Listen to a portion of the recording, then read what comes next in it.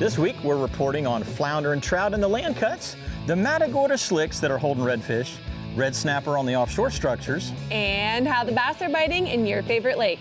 It's all right here on the Texas Insider Fishing Report, which starts now. Welcome to the Texas Insider Fishing Report. Presented by Yamaha.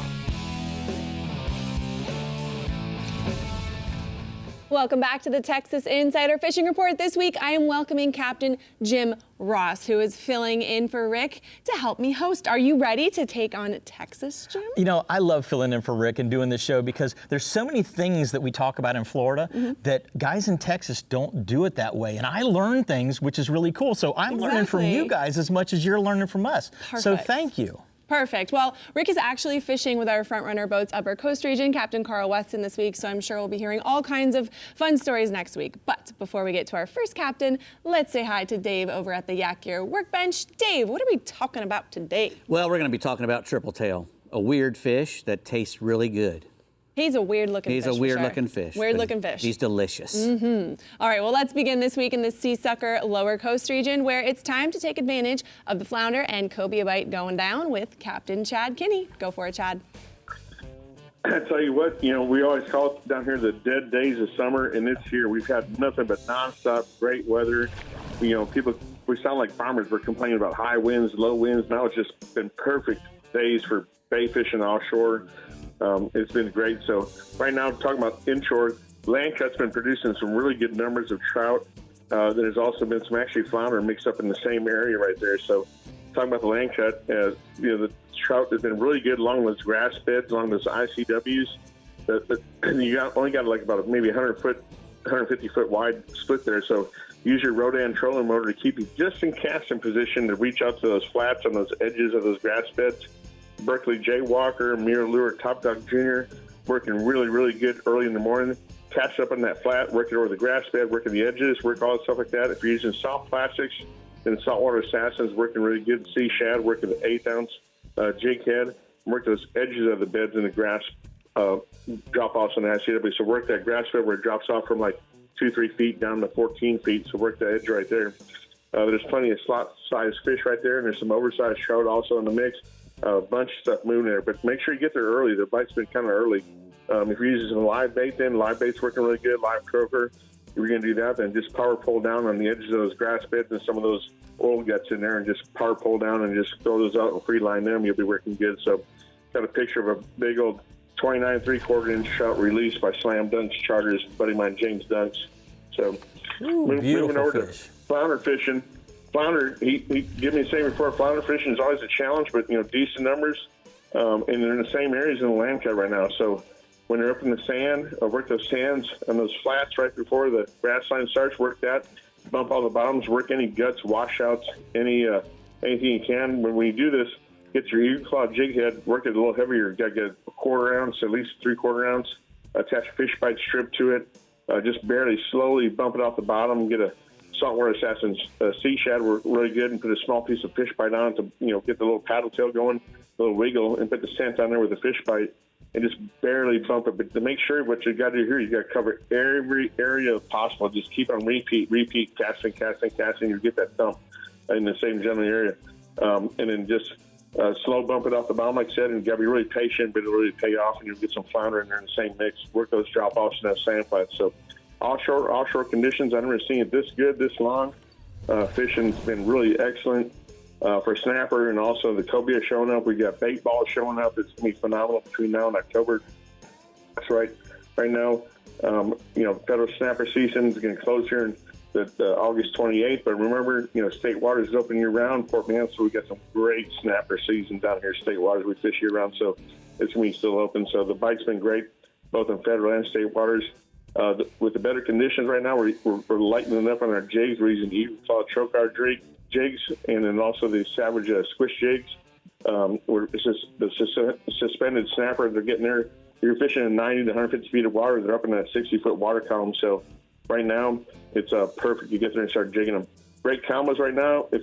Which I use on my charter stuff, you know, less expensive side, use some Penn Warfare combos in that 20-25 size range. If you're going to upgrade and get some really good stuff, which I got on the boat too, 10 torque, 30 wides.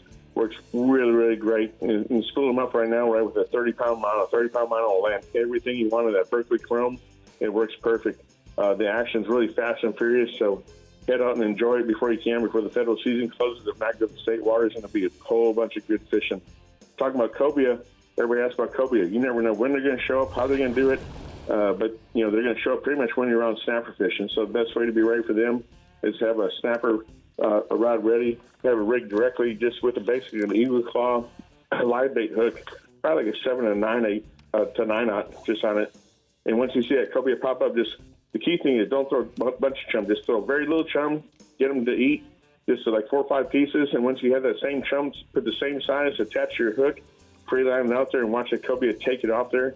They're real finicky, so let them take 20, 30 feet of line out, slowly let the hook out, let them play, run out. And once you do it, just slowly set the hook to them, you can get them to go.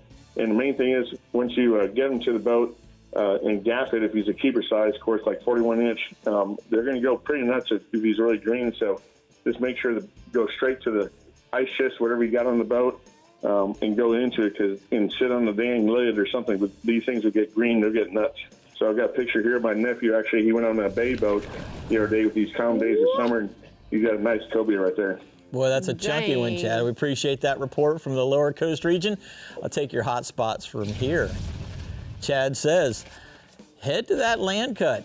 It's good trout fishing, some flounder. There's a lot of stuff in those flats and grass beds, and those oil guts are holding fish too. And then offshore, federal and state water red snapper season is still open and has been excellent. So it's time for you guys to get out there and beware. Those cobia can be showing up at any time. So like you said, have a pitch bait ready. I'll take one that size anytime. Heck yeah. That looked good. All right. Some tasty stuff. So good. We're talking bass all over the lower fresh region, especially on Falcon, Fayette County, Somerville, Lake Amistad, and Travis with Matt Reed. Let's go fishing, Matt. All right, Bray, let's kick this thing off. I'm going to start off talking about my baby. Falcon Lake is fishing extremely well. Water level is slowly falling, and that's not really good news for down here because it's really low already. But the bright side is when the water's falling, that positions the bass, and they really bite. They're on the main lake rock drops and the man-made brush piles. Berkeley crankbaits, football jigs, and shaky heads are the primary techniques on the rocks. Just a big old Texas rig worm is the best choice in the brush piles. Lots of numbers and size continues to hit the deck. Greg Boyd sent a report from Fayette County. It's been fair this week. Don't worry about the shallow water now. As hot as the summer is, get on out early and on the drops. There's a thermocline set up in that 17 to 19 foot, so that means most of your fish are going to come right above that thermocline. Carolina rigs and drop shots fished really slow have been the key. Green, pumpkin, and tilapia has been the best colors. Bites have been real, you need to fish extremely slow. He says that's a big key right now because they're not very active. The bigger fish seem to be suspended above the schools that are on the bottom. If you want to chase those, you're going to have to do it with forward-facing sonar. Lake Somerville has been fishing slow to fair. Wacky rigs, soft plastic stick baits on the brush piles have been a way to catch some. Big worms on the road beds at the south end of the lake around the island have been the best bet. Red bug and black have been the best colors on your go-to for plastic. Lake Amistad continues to fish really well. As usual, things don't change much with the summer set in like it is. Top water poppers in the shade of the bluffs are working well early and late. Worms and football jigs on bluff ends can fill that midday window and keep you going until it gets late and that top water kicks back in. If you want to chase bass on your forward-facing active target sonar, go jig head minnows to the ones suspended in and around the deep timber. This is definitely a way to target a big one. Brian Cotter sent a report from Lake Travis. It's fishing really well. The lake is up. And the grass is, it's got, 10 or 11 more feet of water on it. So that's really concentrated to fish around that vegetation. You want to throw Texas rig soft plastics or jigs in that, in the vegetation. A lot of fish using it. If you prefer to fish the deep points, the Berkeley dredger crankbaits and 16 to 20 foot of water out on the edge of those points and ledges are adding fish to the live well all day long. Got 2 bass pictures from my buddies down here at Falcon. Got Robert with a nice falcon, just a typical falcon fish, and James with another one. Just typical. Those are beauties. What are you talking about? Pretty fish. Crazy. Well, those are just my babies. I like it. We can tell. You love your babies. Oh, well, let's talk about the white bass and hybrids. Lake Somerville white bass and hybrids are roaming the flats down toward the dam, following bait around. Trolling a liftless or a deep crankbait with blueback chartreuse has been working great to find the schools. After you locate them, use your electronics and drop spoons in them for faster action to fill your limit. Well, I tell you what, I got today. That's a great report, though, from the Lower Fresh region, Matt. I tell you what, those babies of his, I'll take a couple Right. of those. You know what I mean? I know what you mean. Hey, thanks a lot, Matt. We'll take your hot spots for the Lower Fresh region from here. Lake Travis is fishing really good right now. The water level is up and the grass is deeper. You can find it, and you will find the bass, he's saying. Throw Texas rigged worms with a lightweight. Berkeley dredger crankbaits are also working on the points in 16 to 20 foot range. And you know what? Just get out there and enjoy catching some of those babies. The babies, I always thought that was a term of endearment, but apparently it's like the size to him. They look like little babies. footballs with fins is what they look like. Those are beautiful fish. I will take them. All right, well, we're setting our alarms for the fish bites of Middle Coast region when we come back. But first, Dave Farrell is at the Yak Gear Workbench for rigs and techniques. Yep, we're going to be talking about the tastiest fish in the ocean, in my opinion. A prehistoric looking one? Yes, most tastiest fish there is. All right, we'll be back.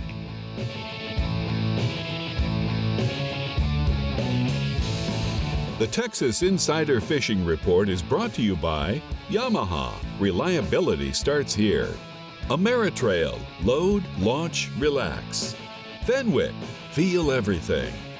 Bahio. Blue light blocking, radically clear polarized fishing sunglasses. Sportsman's Adventures with Captain Rick Murphy. 30 years of fishing for adventure. Berkeley, your fish, our science. And Skeeter Performance Fishing Boats. Eat, sleep, fish.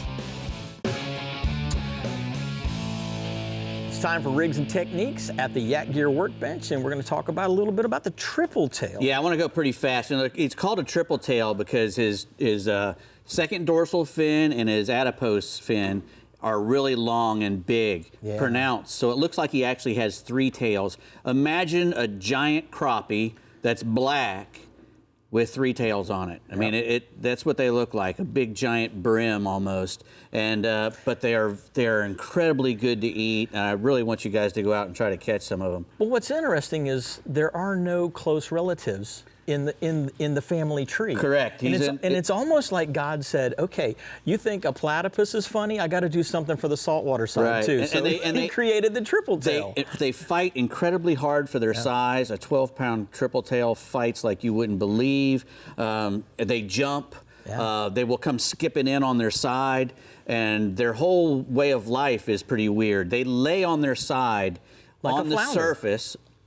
Yeah, it's like a flounder, except they're on top of the water. And what they do is they try to create shade for other little fish to come and get underneath them. And when something comes and gets underneath of them, he turns on. All of a sudden, he's not a piece of debris anymore. As a matter of fact, how you fish for them a lot of times is you'll just cruise over an inshore flat or a bay area that has very shallow water and look for what looks like a trash bag floating in the water, a black trash bag. And a lot of times that'll turn out to not be a trash bag, but a big triple tail or a medium-sized triple tail. And they love to hang around docks and pilings and stuff, a buoy. Oh, they love to hang around buoy chains, along, anything that's going from the surface to the bottom. They like to hang around that. A bucket in the water, a mat of sargassum. I caught the biggest one I've ever caught under a mat of sargassum that ate a whole ballyhoo.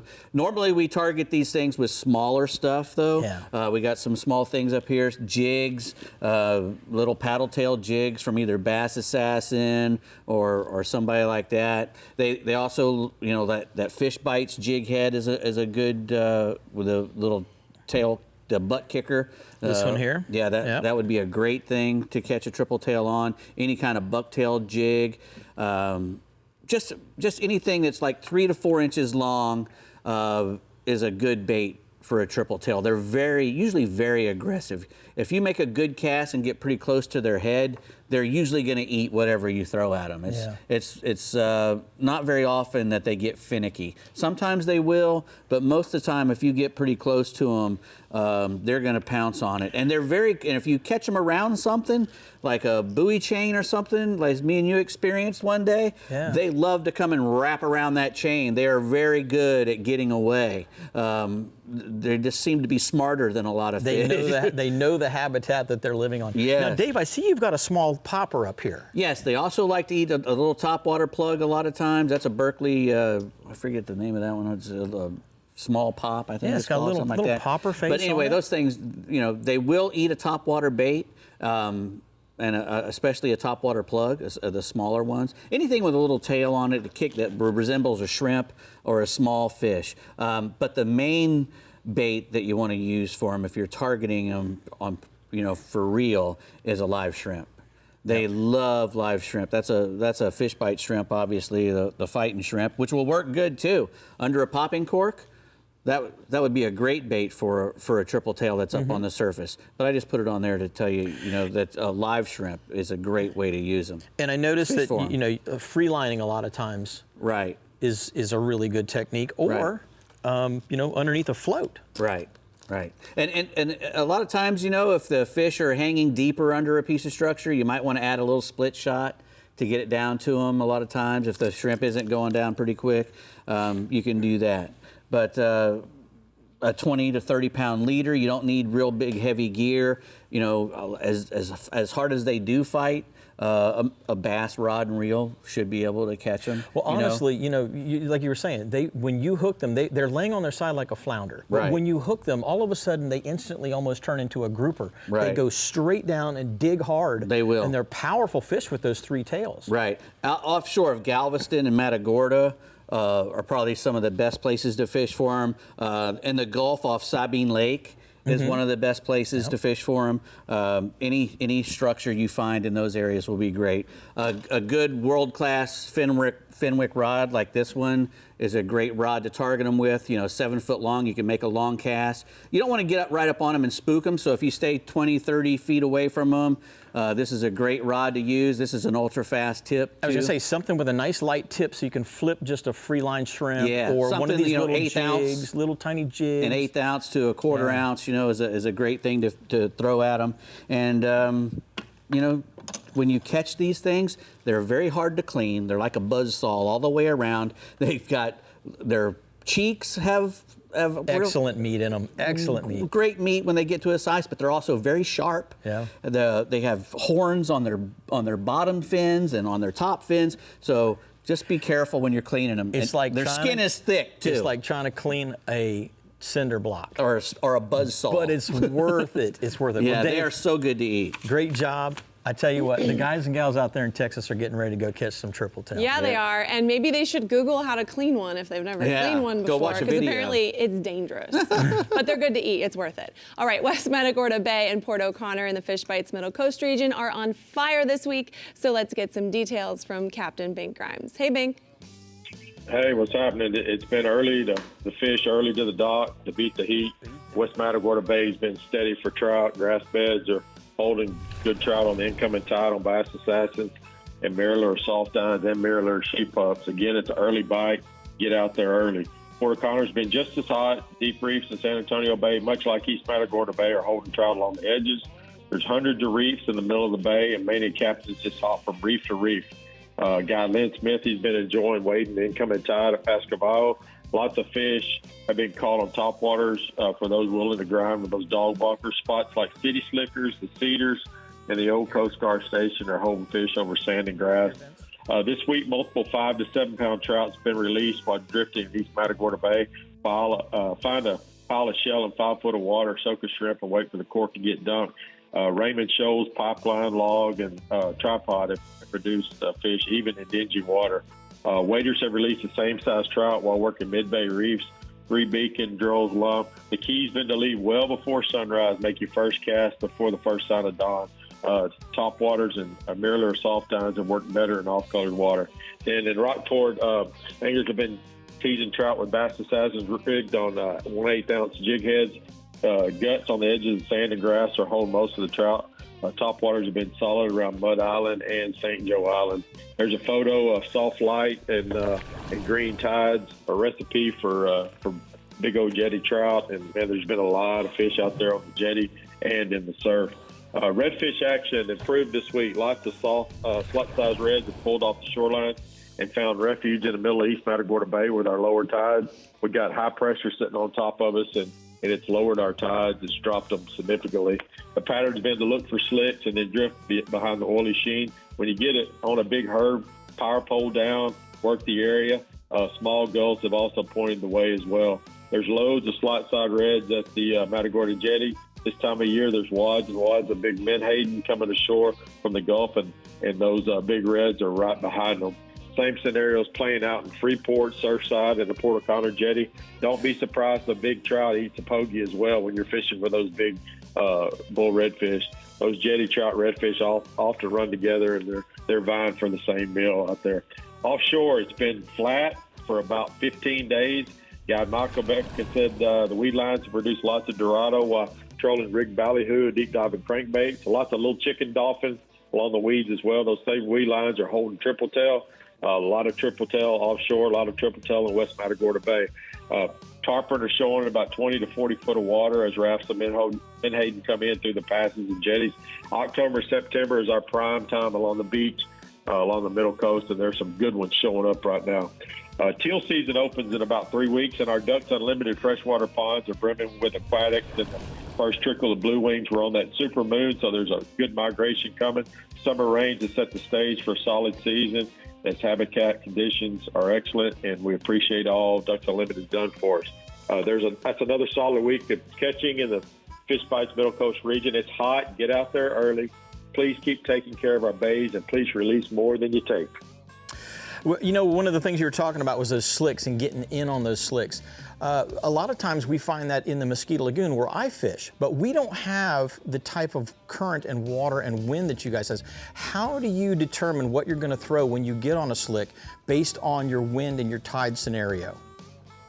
We try to keep a bass assassin rigged on a bait caster and throw as tight to that slick. We like to work those slicks that are small, because those trash can size, because as they get bigger, they're older slick, and try to get upwind of them and cast right on the edge of it and see if we can get a bite.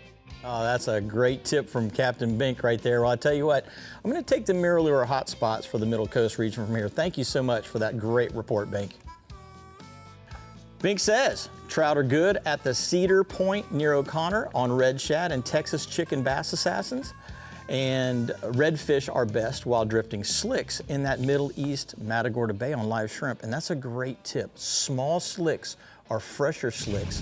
Bigger slicks are older slicks. Go to those smaller slicks, you're going to catch more fish because they're more concentrated. There you go. Great tip. Great tip. Great tip. Okay, well, something that you didn't go over at the workbench with Dave is how you like to eat triple tail. What is your favorite way to cook? After I've thoroughly dulled we have fans that love to eat After here. I've thoroughly dulled my knife. Yes. Okay, I take them home, and I used to be a batter and fry guy. Okay. Mm-hmm. I'm getting a little older now, and the batter and fry doesn't work for me as good. It gives me indigestion. Yeah. So I started doing just a light blackening in butter or coconut oil. Just saute it in the pan. Coconut oil. And I'm telling you, put it on a taco with some like pineapple slaw, or you can put it in you can even take it and put it in a quesadilla. Ooh. And it's amazing. There you go. It's amazing. The healthy way. Yeah. Yeah. Not the fried and batter way. All right. Dave likes the fried. It's the perfect time to purchase a brand new Yamaha during Yamaha's Cruise Through Summer Sales event. From now until August 30th, eligible new Yamaha 450 to 425 HP outboards include up to 7 years of coverage protection. 350 to 30 HP outboards come with up to 5 years, and all new Yamaha portables include up to $250 in dealer credit. For more information, make sure you visit your local Yamaha Yamaha dealer today before it's too late. All right, the Startron Middle Fresh and Front Runner boats, Upper Coast region, have your weekend fishing excursions all planned out, so stay hooked. And remember to keep up with everything fishing in Texas. Scan that QR code on your screen to check out all of our social media pages, our YouTube channel, Captain Rick Murphy, where you can see new fishing adventures along with reports and more. Plus, on our website, we have our new show merchandise to enhance your fishing wardrobe. So scan away and get yours now. We'll be right back. The Texas Insider Fishing Report is brought to you by Bass Assassin and Saltwater Assassin, the best lures, period. Berkeley, your fish, our science. Murphy's Law Sport Fishing. Book your trip today at murphyslawsportfishing.com. Abyss Battery. Power your pursuit. Ducks Unlimited. Leader in wetlands conservation. Rodan. Set it, forget it, catch more fish. Berkeley Pro Spec Chrome. And Penn. Let the battle begin.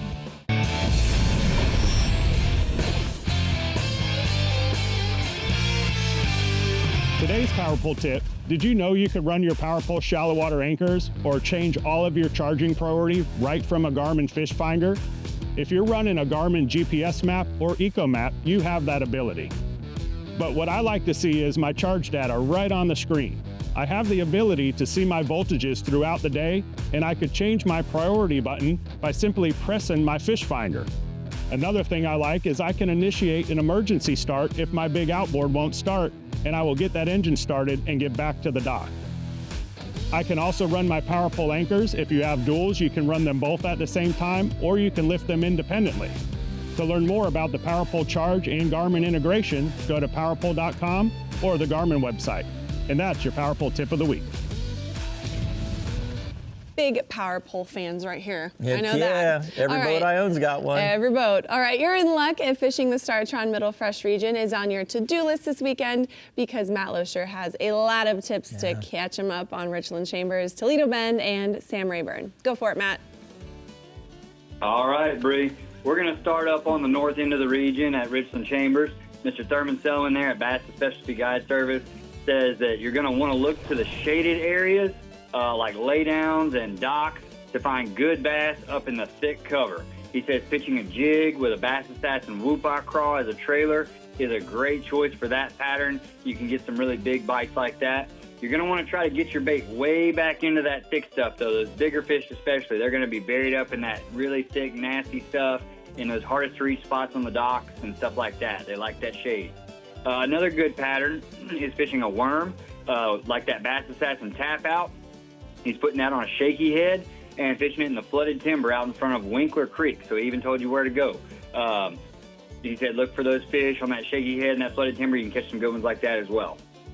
All right, now coming back down here to Toledo Bend, the bass continue to bunch up out on the ends of the long ridges and on the edges of the creek channels in about 15 to 20 feet of water, even with deeper water nearby. So you're going to want to look for that 15 to 20, but usually your boat's going to be sitting out a little deeper than that, casting up into that 15 to 20. Some fish are also roaming around right now out in usually 20 feet or more, just staying with the schools of shad. They're just running around chasing those schools of shad. So you can chase those around with your forward-facing sonar if you like doing that. The same baits continue to be productive this week. You got your tap-out worms, your crankbaits, and occasionally a topwater plug, especially if those fish push some of their shad to the surface. They can definitely be caught on a topwater if you have it ready. All right, now going over to Sam Rayburn. Lots of changes over at Rayburn lately. That water finally started following. The rain finally stopped, and man, that water level's coming down really fast over there now, so the offshore patterns are becoming prevalent again. The falling water and the current is helping that. The fish are setting up along the edges of the flats and the points. Crankbaits are always one of my favorites when the water's moving, but you need to be very specific about choosing your crankbait. You're going to want to choose one that gets to the right depth where the fish are holding, and be very specific with your cast, because when the water's moving like that, those fish will bunch up tight, and if you're outside of the strike zone, they're not going to go very far to come get it. So if you make that right cast, though, you can definitely get bit, and you can really fire up that school and have a blast catching them on a crankbait. A Carolina rig is another great one to use. I normally start with the crankbait and then go to the Carolina rig as kind of a cleanup bait. It's great for a cleanup rig. As for bait on the Carolina rig, I like a creature bait or a shad style bait. Those are both good. that 5-inch bass assassin shad is always an awesome one for that, especially if the fish are heavily feeding on shad. All right, now we're going to switch it over to crappie. Man, they've been biting this week on Toledo and Rayburn better than they've bit all summer, I think. It's been pretty amazing. They've been a little stubborn at times this summer, and a lot of that's water level driven. We've had rain at odd times this summer, but the combination of the full moon and the falling water level has been great for that bite. You know, people often blame the heat for the tough bite, but I've just seen far too many times when the fish bite really great in really hot water. You have to remember that the warm water temperatures only speed up the fish's metabolism, and even if it's 90 degrees at the surface temperature, the fish are still much cooler. They're 10 feet or more than that even down under the surface, so they're feeling way cooler than we are. I think us fishermen are guilty of blaming the heat, and it makes us uncomfortable, but the fish don't really care. So it's mainly just about getting in the right areas. I'll try to steer you there. You're going to want to look for the creek channels and the deeper areas, those deeper basin areas where you've got that 20 feet and beyond depth. The key is finding those areas that are loaded with shad, and then locate the standing timber and the bridge pilings and things like that that are in that area where there's a lot of congregation of shad, and you should find some crappie pretty easily. I've got a photo here for you this week of Mr. Mike there and his son JD with a really nice mess of crappie we caught this week. Had a great morning there. That'll work. Looks like it. All right, we're going to finish up over at Sam Rayburn. Rayburn, crappie fishing has really taken a leap in the right direction this week as well. The fast drop in water has finally pulled those crappie out where we like them. They're out on that deep timber and bridge pilings. They're out there in 20 to 30 feet of water. Once again, look for those big concentrations of bait fish, and the crappie won't be far away. It's a good time to be crappie fishing. Y'all go get them. Hey, thanks, Matt. Real quick before we let you go, but going back to Toledo Bend, you were talking about throwing the topwaters when those fish do come to drive the bait to the surface. What's your preferred type of a topwater? You like a chugger? Do you like a walk the dog style? What do you go to? If I'm throwing at targets, I tend to like that chugger style. You know, if you're throwing at a stump or a dock piling or something like that.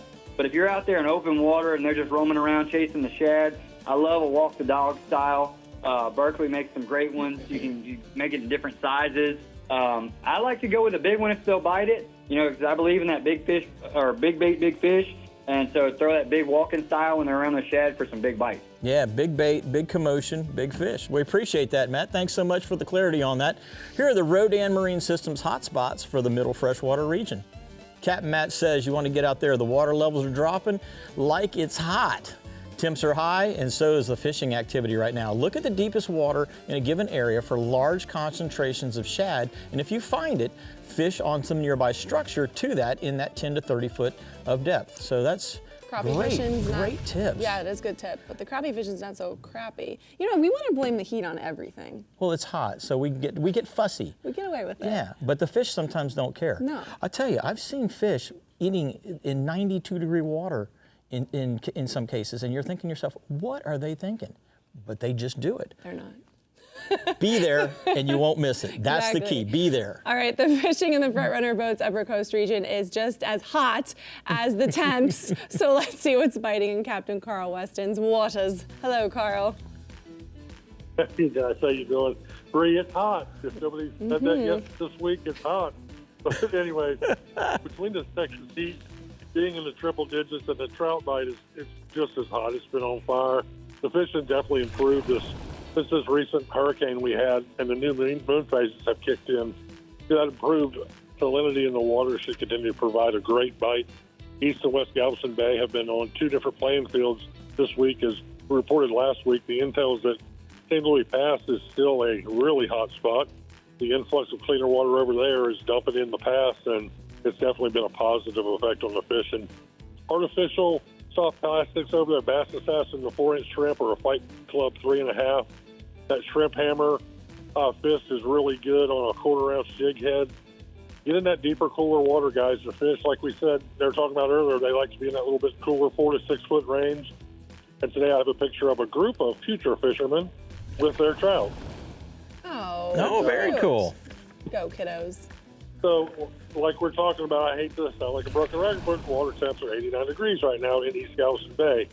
So, you know, there's some beautiful slot reds right now being caught in the area. And as we know, you might even catch yourself one of those CCA tagged redfish. I'd like to catch one of those myself. Sabine Lake has quite a few nice schools of reds right now, and they're chasing bait all the way down to Trinity Bay, Texas City Dike area. Watch for the redfish chasing bait there right now. Live bait option, shrimp on a popping cork. If you're throwing an artificial, I would choose a light-colored topwater lure right now, like a mirror lure, Mirrodine in that broken glass. That's always been a hot color, and I've got a picture today of my buddy Leon with a nice redfish. Heck yeah. So guys, bouncing offshore, let's talk about red snapper a little bit. Snapper season and the bite has been amazing lately. We're seeing a lot of really big fish come in. I'd still stick to that 150 to 200 foot range myself.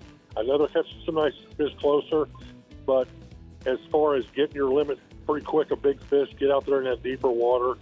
It's just we're using cut squid, tipping it with that easy strip. Right now, ton of fun out there, medium action spinning combo.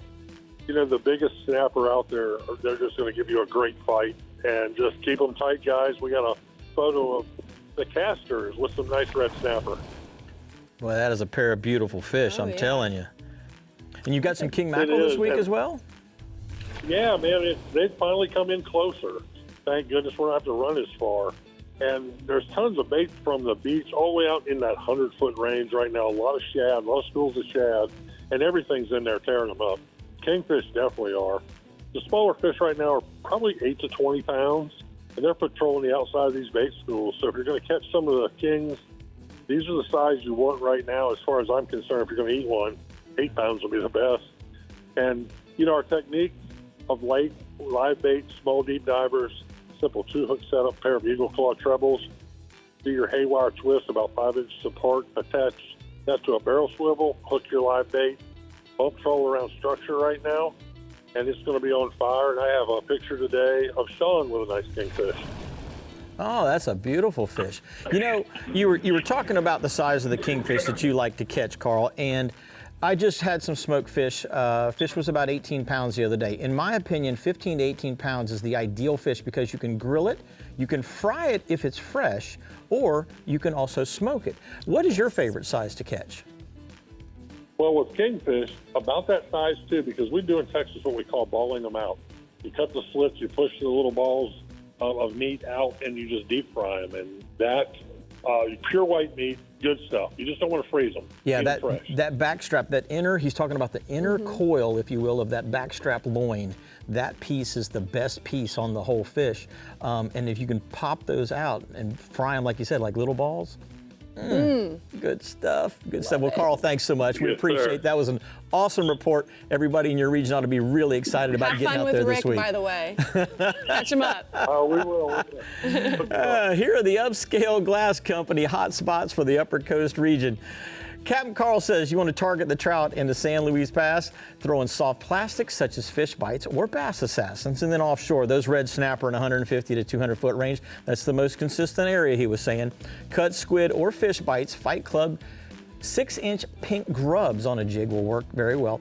Heavy jigs tipped with that easy strip are working as well. I got some of those new easy strips free. I'm really excited about getting back out and fishing with those because I just received them before I came to do the show with you. You should do it. We fish with them all the time. You with and the kids. I need to go fish them. We actually do. Let's go do we're that. We're due for a trip. It's time. And, you know, It's time. Let's do it. I love that we're talking about food on the show this week because I feel like we all love to eat and we never get to talk about how to cook the fish. So this is great. All right, the Upper Fresh region is showing off some impressive catches when we come back. But first, Dave has some impressive Taka Marine new products at the Acura Workbench, don't you, Dave? Yes, but there's no way you're eating anything.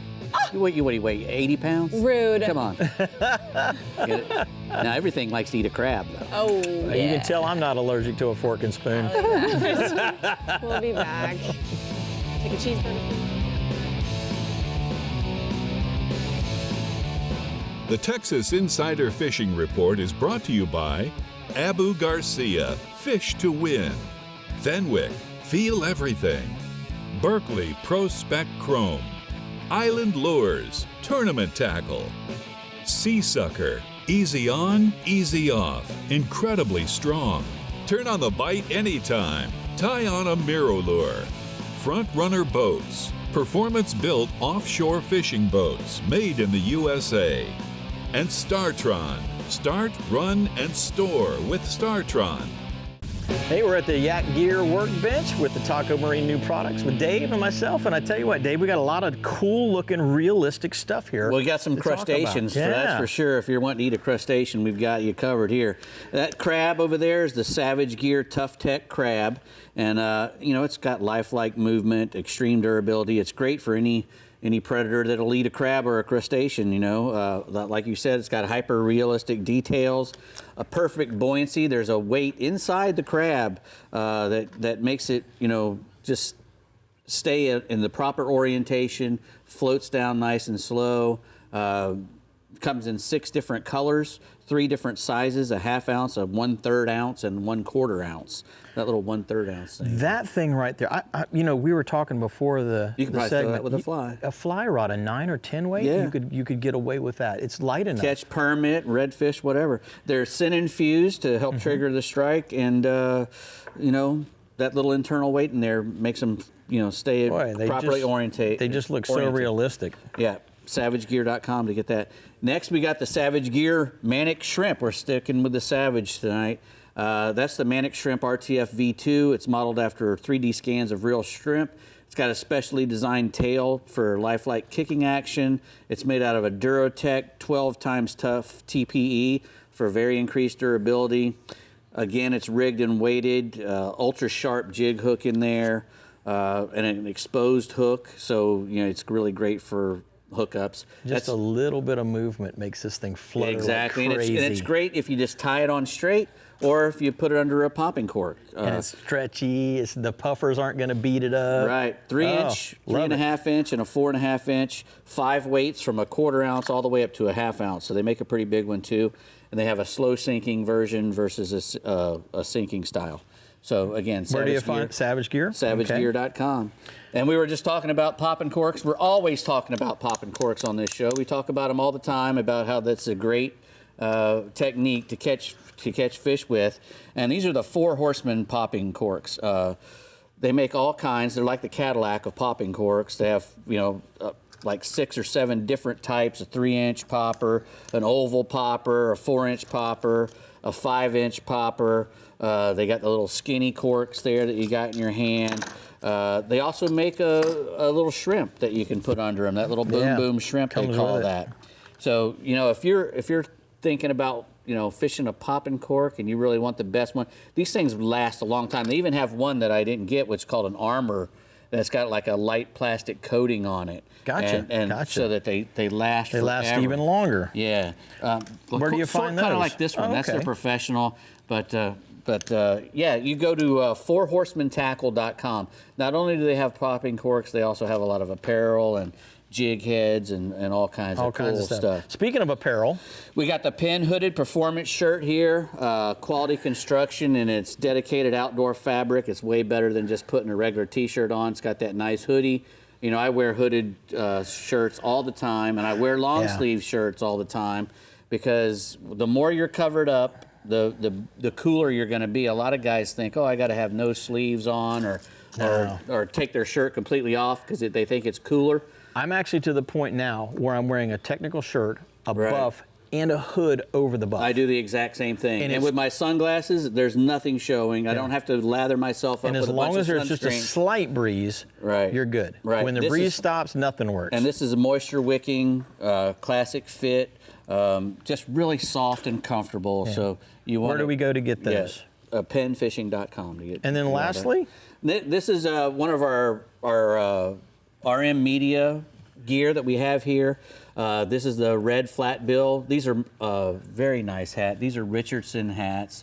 Just really good stuff. We have all kinds of shirts and hats and stuff. If you go to store.rmmedia.com, so you've got the curved bill like you have, and the flat build as well. Correct. So any style you like to wear. If you're a youngster and like that flat bill, we've got a trucker hat for you. Well, Bree, where are we going to go next? All right. Well, my favorite kind of bite is taking over the Upper Fresh region right now. So, Mike, tell us all about that topwater goodness going on. It is awesome, Bree, and we would love to have you up here one of these times and get some awesome pictures of you catching these fish. But let's start with Lake Athens. The bass fishing is off the chain, and I mean crazy fishing right in the middle of the day. The Berkeley Bullet Pop 70 and the Berkeley Jaywalker 100. Those are your two best walking or popping type baits for topwater. Bone colors, natural shad colors, those are all really good. And literally, you see the fish. It's like someone's throwing rocks from heaven. I mean, they're just blowing up all over the place on the surface, and then they'll go back down, and then they'll do it again. So you just got to stay with it through the day. When they're up, you smash them on top water. When they're down, you catch them with the weightless Bass Assassins. I like the Vapor Shad. It's a little bigger profile from Bass Assassin. And then Albino or Watermelon Red Flake. And that would be a report from Dave Bonner, by the way. Moving on, Ray Hubbard, Joe Shipley said the water cooled a bit and the lake is down a foot, so the fish there are shallow. Rocks and shallow points and 5 feet or less. He switched over to finesse jigs last week and actually had a 30-fish evening. Awesome Kingdom with Pete Hernandez. Stained to clear. The best bite there is early mornings at the top water, anywhere near some green light docks. If you know where those green light docks are, it's very important. Hit those rock piles also and those ledges and stuff midday with big worms and jigs, sometimes deep crankbaits, but that deeper bite later on in the afternoon. Lake Fork with the hot temps, we're at the hottest temps of the year. Man, the day bite is really, really slow. Big spoons, small swim baits, square bills, Texas rigs, jigs, mix it all up. But best thing is to fish the first hour, last hour, and then move into some of the boat docks. Find those boat docks on Fork that have those submerged green fiber optic lights, and you will not believe how good the fishing for everything that each shad. There's white bass, huge largemouths, but find those green fiber optic lakes at night on Fork, and you'll have some great bass fishing. No picks this week for bass. So moving on to crappie, tell us a little we got about Lake the crappie. Levon. Harry Thorne, he said it's almost exactly like last week. 32nd ounce to 1/8 ounce jigs. Minnows are your best in the summer. Something live really helps. So minnows is going to be better bet. But he's finding fish on laydowns in 9 foot of water all the way to 27 foot. It seems that 15-foot deep brush piles are your best bet. But there's a thermocline set in there at Levon, so it kind of changes things a bit. Thermocline's about 27 feet, give or take, where you're on a lake. No particular depth, but again, those live minnows and those brush piles are awesome. And here's the thing about some of those brush piles, too. They're full of bluegills. So if you like to eat bluegills, at Levon right now, the bluegills are crazy. Crickets are your best for the bigger ones, the little mealworms, waxworms, earthworms, stuff like that, in those same brush piles, and you can find those excellent bluegills. Lake Fork, Jackie Wiggins, he said we're seeing tons of crappie on brush piles and laydowns. Some of the 18 to 32 foot depth range seems to be the best. A lot of huge numbers of fish, but he's just moving around and finding the ones that bite. Minnows are dominant bite for the summer. When the fish get finicky here, it's always good just go to a live minnow for crappie. It makes a big difference here at Fork. And then again, no pictures this week. So we'll move you on. If you guys got time, right, I think we'll do some stripers. Yeah. Have some hybrids. Yeah, Lake Levon, I want to make sure you guys still with me. We're here, buddy. Lake Levon, Kerry Thorne says early morning topwater bite's pretty good. The swim bait bite's pretty good. Just look for surfacing fish. Again, there's something Bree loves, that topwater action. Really fun the first hour or last hour. Then in the daytime, 1 ounce slab spoons on deep points and flat from 15 to 20 feet of water. No picks again. Matt Cartwright's down in Port O'Connor, so we'll have some reports pretty soon about Tawakoni. But when that's it for our stripers and hybrids, I do got a little bit of catfish for you. You know, we're always talking about on all the lakes. Any one of our lakes here, we got trees. We got the black cormorant birds. We're talking about finding those roosting tree birds. That's what we're looking for. Those black birds roost in the trees. Those catfish get underneath those trees, and if you'll chum it a little, you don't even have to chum, but just get underneath those roosting trees right now, and you will catch and fill your limits of channel catfish. Wow, that's a pretty neat tip. Look for those yeah. nesting birds, Find because the birds. that little baby might fall out and the catfish is waiting for it. I think they're more interested Well, I tell you what, in the poop. Mike, fantastic report this week. We appreciate it. We'll take your hot spots for the upper freshwater region from here, the Ducks Unlimited region. Mike says topwater bite at Lake Anthems continues. Athens, thank you, Dave. No worries. Continues to be unbelievable. Big schools of bass and chasing shad to the surface. It's an offshore topwater frenzy that you do not want to miss. And Bree's going, I want to go, I want to go. I want that topwater bite. I do. I love that topwater bite. But yeah, he's probably not talking about the babies. He might have been talking about babies. You but never know. You never know. I know. He was talking about the poop. That's what We he was covered talking about. a lot of, speaking of poop, we've covered a lot of ground here today. Yeah. We've talked about cooking. We've had a lot of tips from our captain. Did you so- eat the giant alligator that you killed? What? Did you eat that Not giant yet. alligator? Not yet. Not yet. Bree but I'm killed a going big to. alligator. My first one. I'm Big very proud. alligator. I did. Yes, I You did. lizard slayer, you. It was so much fun. Can't lie. But thank you for joining us, Jim. It was a It wonderful was my show. pleasure. Thank you Get for out having there, me. stay cool, and we'll see you next week. Bye.